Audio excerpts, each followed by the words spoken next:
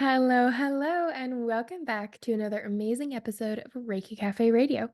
This week on the show, we're going to be talking about 20 energetic hygiene tips that you can use to keep your energy protected and clear.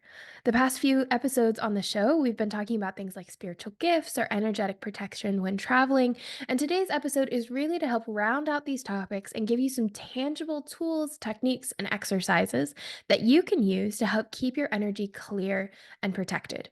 Our energy requires upkeep and attention, just like our physical bodies. When we're not practicing good energetic hygiene, it can be really easy to let what I call the spiritual dust of life accumulate in our chakras, on our aura, in our meridians, etc.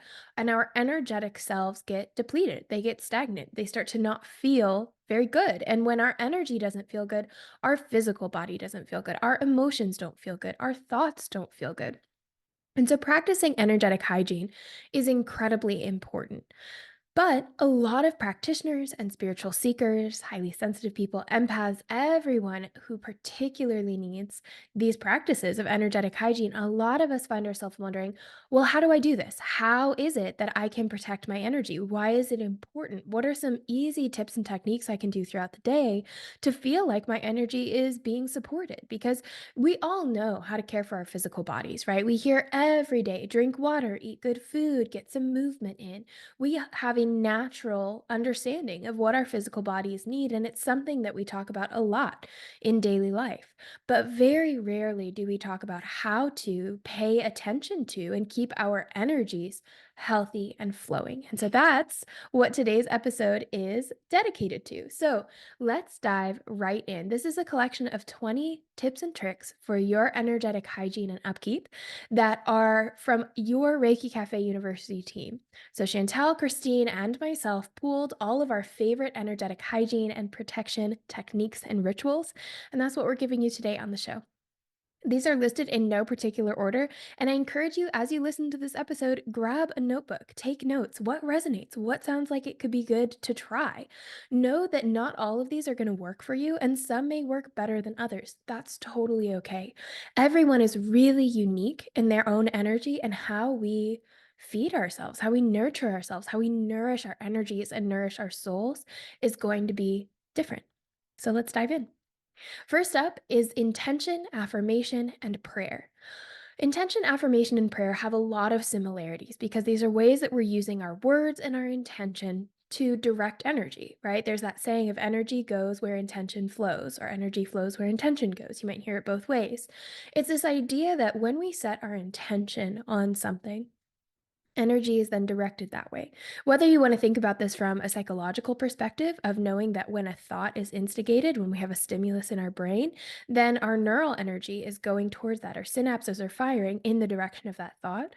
Or you want to think about it from an energetic perspective of, we've shown in quantum physics, there's this amazing phenomenon called the observer effect that when an experimenter has an intention or a predicted outcome for an experiment, it actually influences the outcome of the study itself, showing that our intention is incredibly powerful and energy actually does follow our intentions. And so, when we're talking about protecting our energy, whether we are practitioners and we don't want to pick up other people's energy while we're working on them, or we're empaths and we want to get better about not taking on other people's emotions, whatever these aspects of your energy are that you're trying to keep in a state of flow, having a really clear intention is incredibly helpful because it helps create a container, a direction for that energy to go. And so, before you go into a session, before you engage in a conversation with another person, asking yourself things or setting the intention of something like,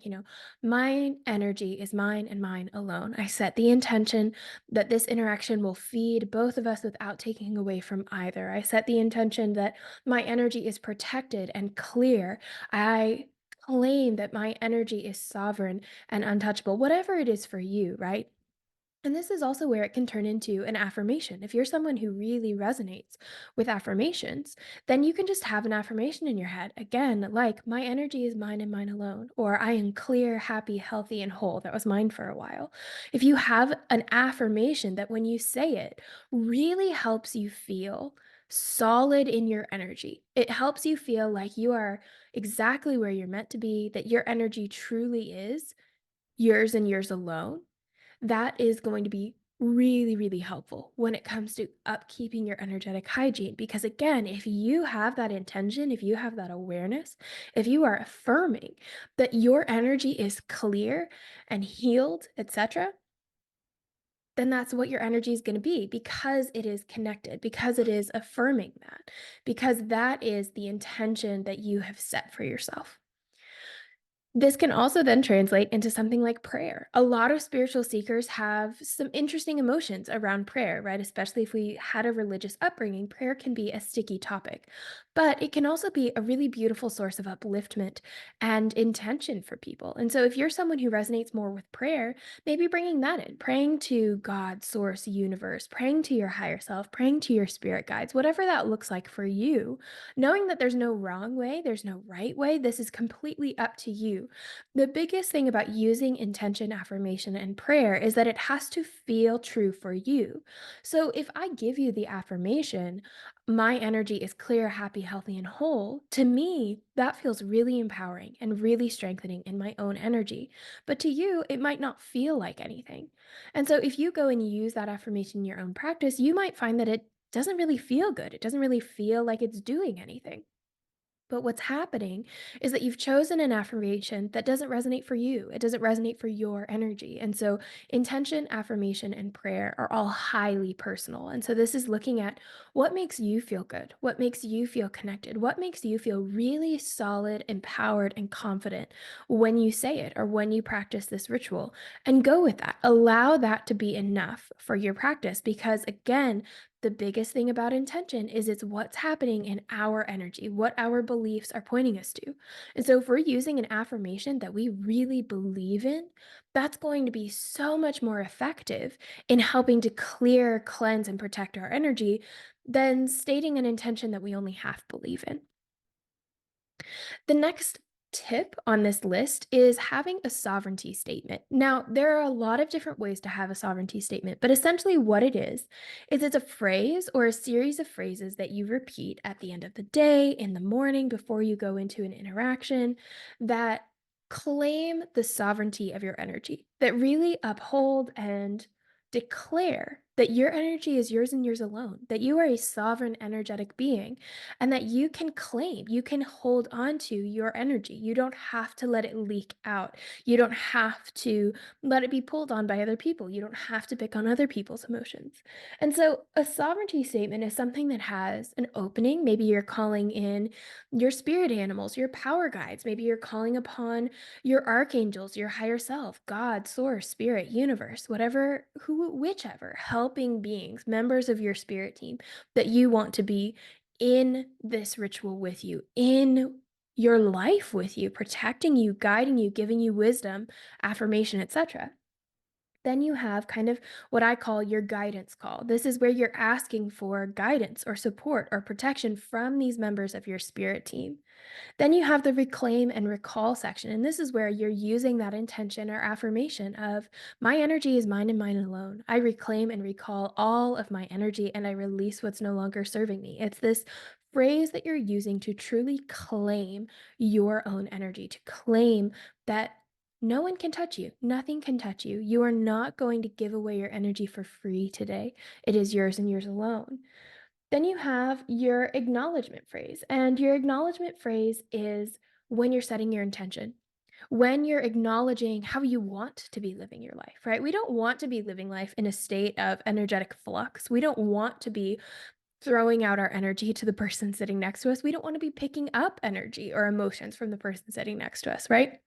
And so this is where really thinking about what are your values in your life? What are your intentions for your life? What are the things that you want to embody as you step forward? You know, do you want to be authentic? Do you want to have integrity? Do you want to feel compassion or love or kindness? This is the moment where you're going to say, my energy is mine and mine alone. And I step forward in integrity, authenticity, compassion, love. I will walk through today feeling connected to myself and those around me, embodying the confidence of my higher self. This is where you're really pulling in, you're claiming all that you want to experience in your day, in your life, in your week.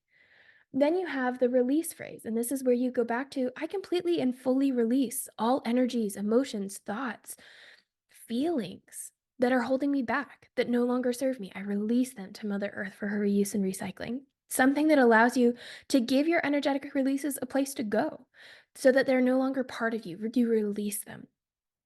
Then you have your gratitude phrase where you're expressing gratitude for the spirit team that you called in, for the life that you're living, for yourself, for practicing this ritual, for the day that you got to experience, whatever it is that you feel like bringing gratitude in for.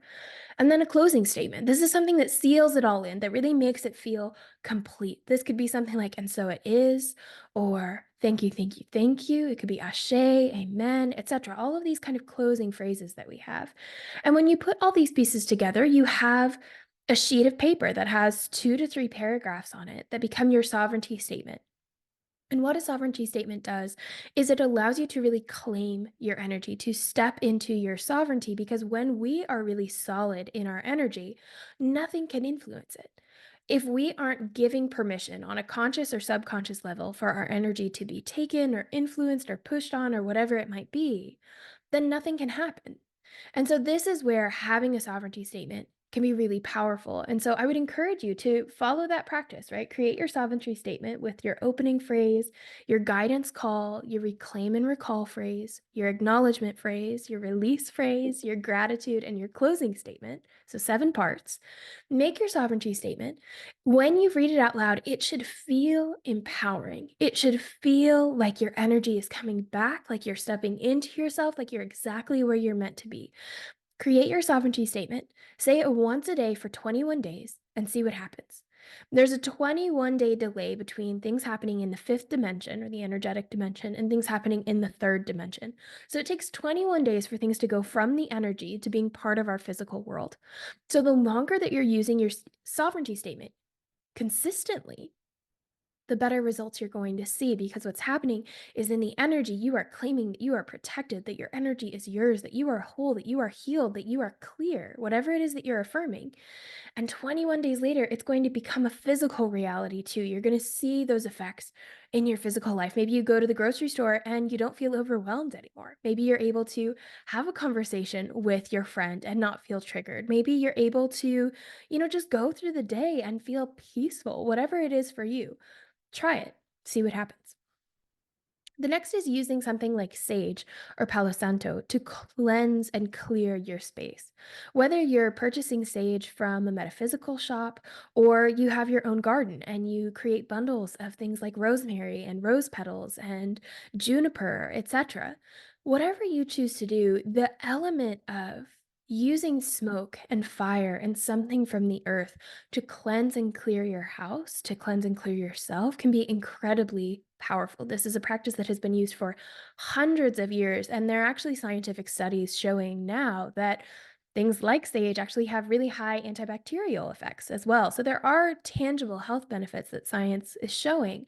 But beyond that, there are these energetic impacts of using these tools that help us reconnect to ourselves, that help us release anything that's no longer serving us, that help us reconnect to spirit, to nature, right? And so this is a really beautiful exercise, especially when you pair it with tip number 1, where you're using your intention or your affirmation or your prayer to set that intention of, I release and clear all negative energies, thoughts, emotions, beliefs that are no longer serving me, right? As you're using the sage, maybe you have a feather in your spiritual toolkit and you can use that to brush away any lingering energies as the smoke washes over you. And then you bring in your Palo Santo and, I call in only the clearest, most positive, most loving energies to uplift and hold space for me today. Whatever that looks like for you, when we combine these elements, we're really working with nature, not just our nature, our innate ability to connect to energy, to connect to life, but also the elements of nature, right? Earth, fire, wind. When we're using nature, which is something we'll talk about more in a minute, that's when we can feel really grounded and rooted in our energy. And that's something that's incredibly important for energetic hygiene, because in the spiritual community, we tend to get really lost up in our crown chakra. We tend to have really active upper chakras, but our lower chakras aren't as developed or aren't as active or aren't as balanced. And so, the more grounded we can be in this physical experience, whether that's grounded in your physical body, grounded in nature, whatever that looks like for you, the more grounded we can be, the more clear our energy will be, because when we're grounded, when we're rooted, then that energy that we're releasing has somewhere to go. Instead of just kind of staying and swirling around our head and causing us to feel a little flighty, a little dizzy, a little not all here, that energy then can then sink into the earth and be released and transmuted. This is also where things like crystals come in really handy. There are so many amazing crystals for energetic cleansing. My personal favorite is selenite. Clear quartz is another good one. Obsidian is great for grounding, so is tourmaline. There are so many amazing crystals that you can use to cleanse and clear your energy, but also to keep on you when you're living your day to day life. This is where going to a metaphysical shop with someone who really knows their crystals and telling them about your life, telling them about your situation, telling them what you're working on, and saying, "What's the best crystal for me?" and letting them guide you. Or even better, going into a crystal shop and letting your intuition pick out your crystal. Your intuition knows so much more than your mind or Google ever could about what crystal you need in each moment. And so, the more you let your intuition lead the way when you step into a metaphysical shop, the better the results are going to be, because you're going to allow your energy to pick the energy that it needs in that crystal. So, using crystals can be an incredibly beautiful practice, whether you're looking to ground or to clear your energy or to uplift your energy or whatever it is. Using crystals in your practice, even if you put them in your bra, or you find one that can be put in water and you put it in your water bottle, or you wear a bracelet or some earrings or a necklace that have that gem on it. Maybe you have it sitting in a corner of your desk and it's helping with the energy that way. Maybe you're holding it. Maybe you have one in your shoe. I've heard people do that before. There are so many different ways to use crystals, and they can stay with us even when we're not in the middle of a deep spiritual practice, right? We don't have to be meditating or doing Reiki in order for a crystal to work. We can keep them on our person always and continue to experience those benefits in our daily life. Then we have what I like to call the violet light or violet aura exercise. And this is where you close your eyes, you take a few deep breaths, you get really grounded in yourself, and then you visualize this beautiful, vibrant violet light surrounding your energy, completely encompassing you, holding you in this really clear, energetic space, knowing that this violet light is protecting you, that it's shielding you, that it is keeping you in your own energy. And you just feel that effect. Feel that violet light cleansing you, clearing you, protecting you, supporting you, taking 3 deep breaths inside that energy, and just letting yourself be purified, letting yourself be cleansed. You can also do this with white light, is another way to do this. You can visualize yourself surrounded by white light, feeling that same effect of being uplifted, cleansed, cleared, supported. This is a really powerful exercise, and I personally love to do it after all of my sessions. Then we have calling in your spirit team, right? We talked about this as part of your sovereignty statement, but this can be something that is incredibly powerful in and of itself, right? Whether we're calling on your power animal or your primary spirit guide, if you know them, or you're calling in your loving ancestors, your higher self, God, source, spirit, universe, right? The energy of compassion, the energy of love, the energy of protection. Maybe you're calling upon the nature spirits or whoever it is. Maybe you're a shamanic practitioner and you want to call in the directions, right? We all have, whether we are on a first name basis with them, if you will, or we just kind of know they're there sometimes, we all have a really supportive, loving spirit team available to us that are just waiting for us. They're waiting for us to call upon them so that they can come and support us. Because the thing is, they won't interfere with our autonomy, they won't take away our free will. And so, even if we're wanting them to come in, if we're open to their support, if we're not actively claiming and calling them in and welcoming them into our lives and our practice, they can only come so close. They can only do so much. But when we actively call them in, when we say, I welcome you into my life, I call upon my spirit guide, I call upon my power animal, I call upon God, the universe, source, I call upon you. to be with me, to guide me, to protect me. Thank you, thank you, thank you.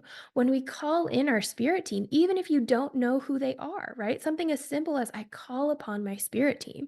Or I have a client who her way of calling them in is I call upon my benevolent star family, right? Whatever it is for you, however it resonates for you, like we were talking about in tip number one.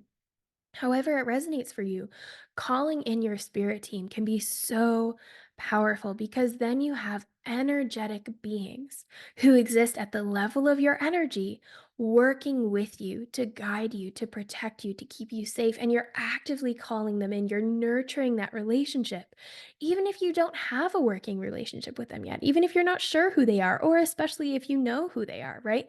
It doesn't matter to them. They want to support us no matter where we are on our journey.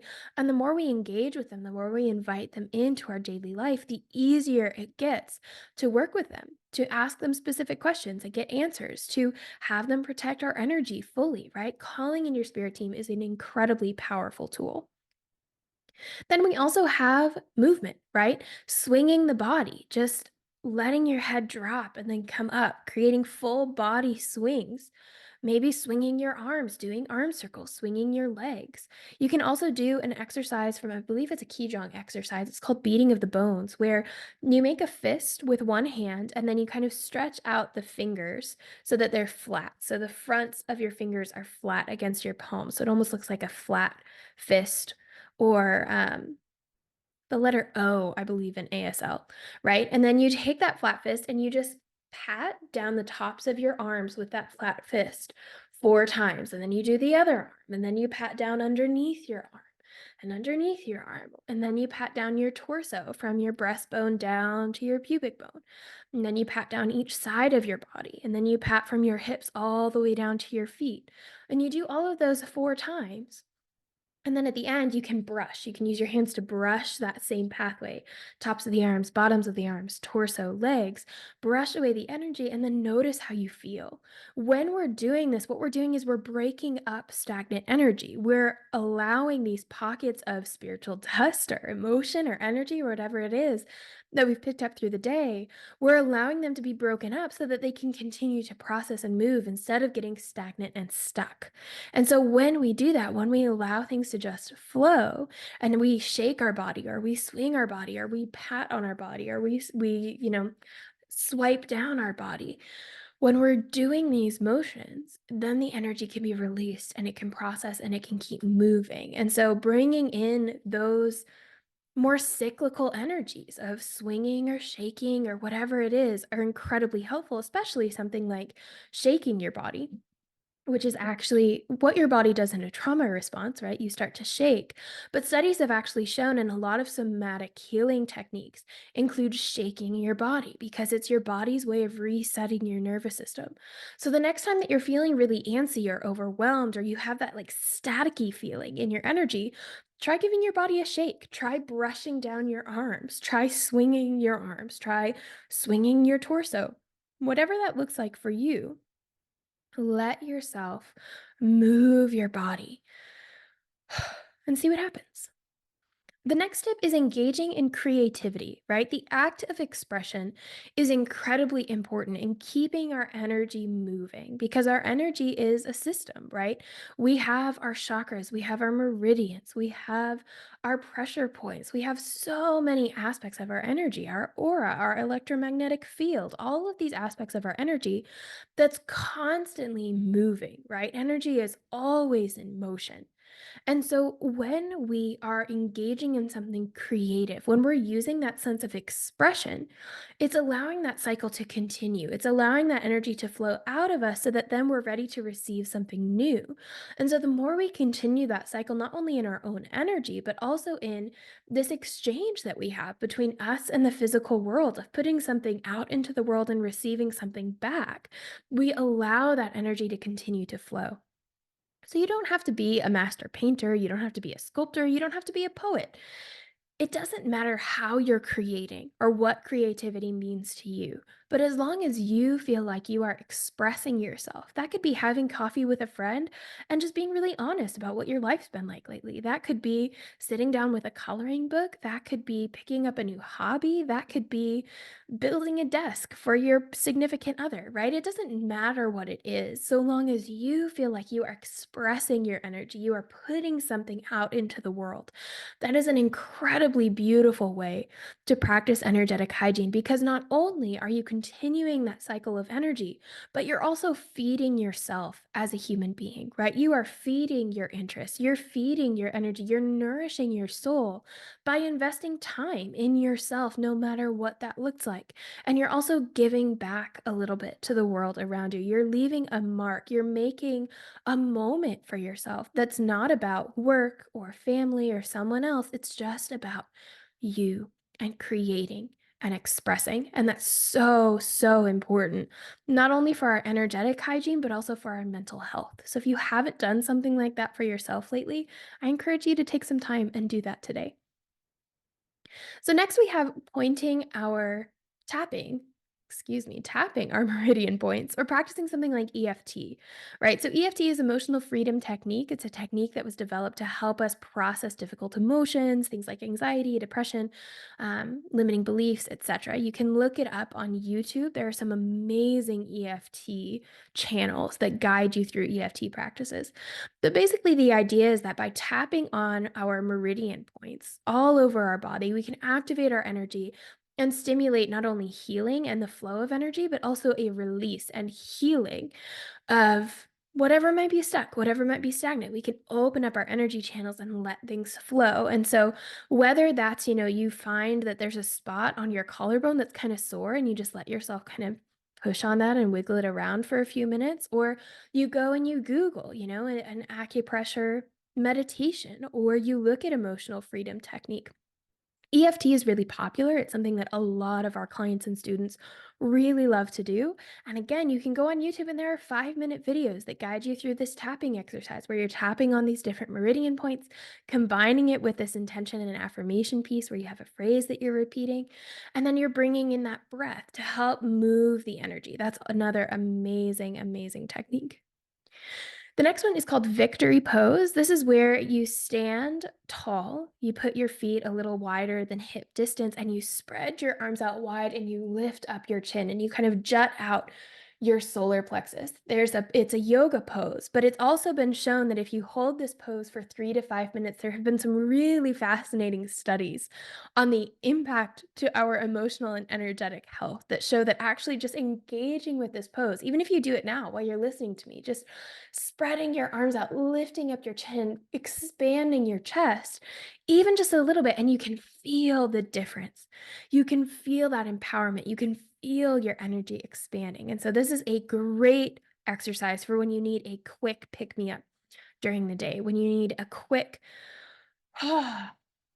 energetic reset to feel confident, to feel empowered, to feel really solid in your energy again. Then we have things like taking an Epsom salt bath, right? Or putting baking soda in the bath with you. When you engage with, again, those elements that we talked about when we were covering sage and Palo Santo, when we're engaging with the elements, when you're engaging with the elements, it gets us again connected to ourselves and to nature. And so taking an Epsom salt bath can, again, not only be incredibly grounding, but the water can help to reset our energy, to clear and cleanse our energy, and to help us feel more connected with ourselves.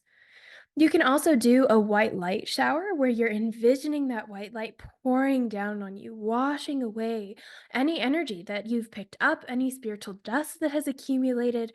You're just envisioning it washing you away.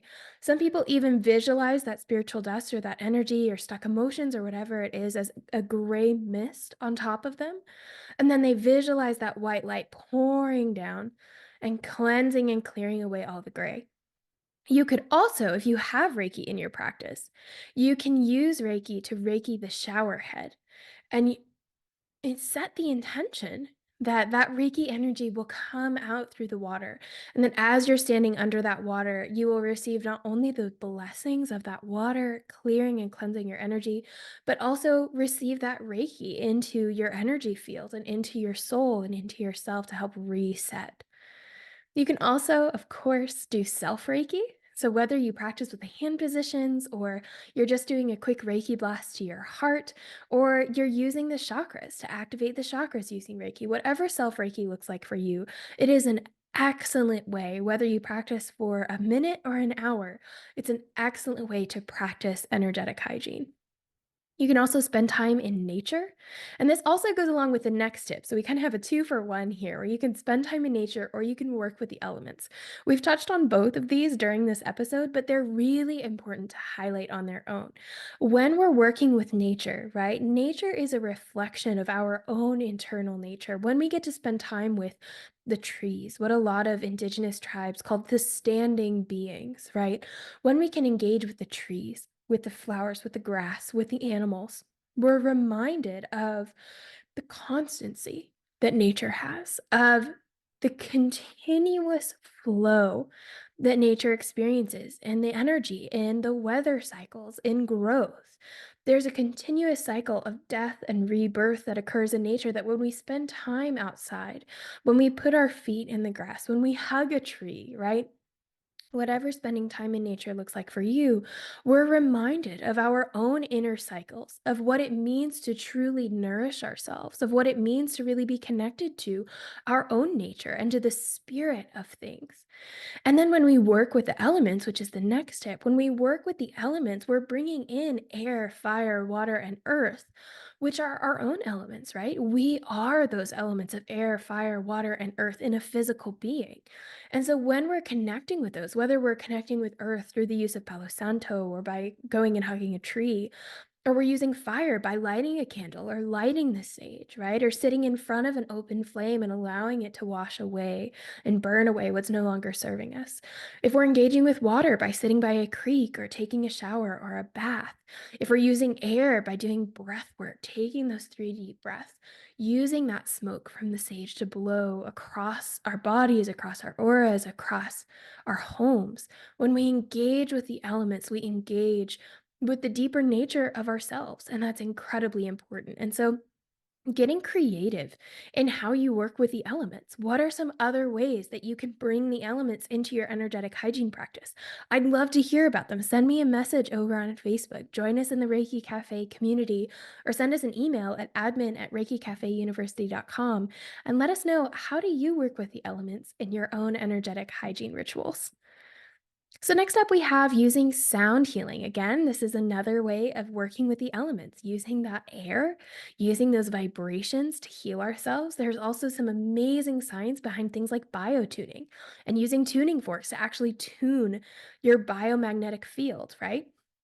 But we also have things like sound bowls, or using the drum if you're a shamanic practitioner, using that drum beat to alter your energetic state of consciousness, using a rattle, again, to break up those energies and call in the helping spirits, using a singing bowl to reattune your energy, to help it clear, to help it resonate at a more vibrant, clear frequency, right? Sound healing is incredibly powerful. We also have gratitude, expressing gratitude. We talked about this again in our sovereignty statement. Using gratitude to thank ourselves, gratitude for this amazing life we have, gratitude for the fact that the sun always rises in the east and always sets in the west, gratitude for the food that we have, the water that we have, for the opportunity to get better, the opportunity to try again, right? When we fail, when we get triggered, when we get frustrated, can we find gratitude for the fact that it's just an opportunity? It's just another opportunity to heal. It's just another opportunity to try again. So, whether that looks like expressing gratitude throughout your day or making a point to write down 5 things you're grateful for at the end of the day, gratitude is an incredible way to seal and uplift your energy, because when our vibration is uplifted, our energy is uplifted, our health is uplifted, our emotions are uplifted, everything in us is uplifted. And those internal changes create external results, right? Then we have doing an aura sweep. So just taking your hands and running them over your aura, feeling into the energy of your aura, noticing places that feel stickier or denser or heavier, finding places that maybe feel brittle and sending them Reiki. Right? Doing an aura cleanse can be incredibly powerful in a short period of time. And of course, I always tell our students never, ever, ever underestimate the power of 3 deep breaths. There have been some amazing studies done that show that even just taking 3 mindful deep breaths resets your central nervous system, helps get you back into that parasympathetic nervous system, and brings you back into the present moment. So even if it seems really simple, even if it seems really easy, even if it feels maybe too good to be true, 3 deep breaths can be incredibly helpful, which also feeds into breath work, right? Doing breath work exercises, doing pranayama, etc. can be really helpful. Alternate nostril breathing is another one, right? When we use the breath, when we use that air element in our own bodies, we're again helping that energy to release and circulate. And then, of course, the last and potentially most important tip is watching your intake, right? So, we talked about at the very beginning how to nurture our physical bodies, we watch what we're eating, we drink some really good water, right? But those things also nurture our energy because anything that we bring in, whether it's food, water, TV, books, music, anything we bring in is impacting our energy. And this was actually shown in the work of Dr. Masaru Emoto. You might know him um, by his book, I believe it's called The Hidden Messages in Water.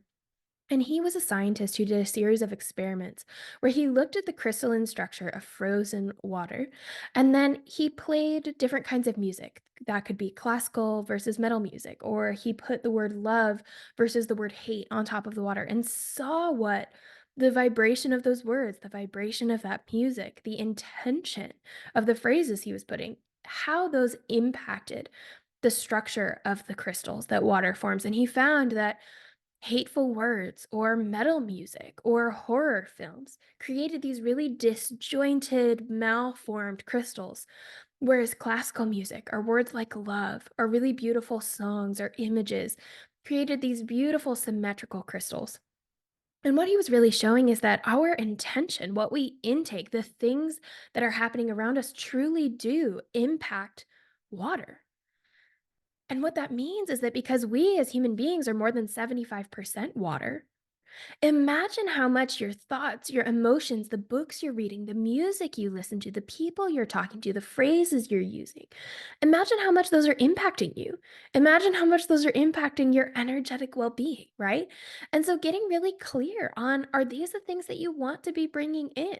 Do you want to be listening to that metal music in the car, or could you maybe listen to an uplifting podcast?